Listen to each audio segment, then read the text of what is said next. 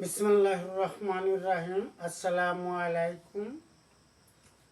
বেশ কিছুদিন আগে আমাদের হযরত মুহাম্মদ মুস্তাফা সাল্লাল্লাহু আলাইহি ওয়াসাল্লাম আসরের বয়ান আমি কয়েক পর্বই আপনাদেরকে ভিডিও বানিয়ে শোনাইছি। আবার আজ ফিরে আসলাম বাকি পর্বটুকে, তাই এখনই শুরু করতেছি।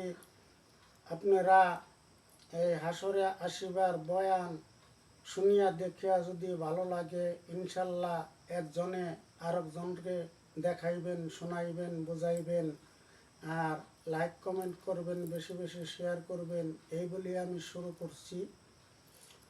এত কষ্ট সাজা পাই কি কব বয়ান, গান সাগরেতে বেশে হইন হয়রান। আর তো সহে না জানে সোনা পয়গম্বর, দম নে কালিতে খালি বাকি আছে। আরে মুখের পরে দম আসে আরো যায়, মৌ তো না হয় খালি সাজায় অতিশয়।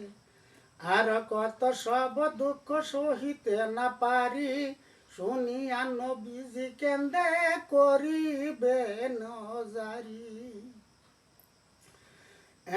আর কালে কমালে কয়াল্লা কর গরহম, উম্মত অপরে মরনা কর জুলম।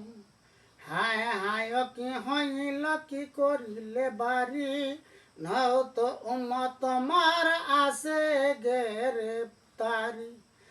আহা বলে নবী সেজদায় আসিবে, আল্লাহু আকবার বলে সেরে রেখে দিবে।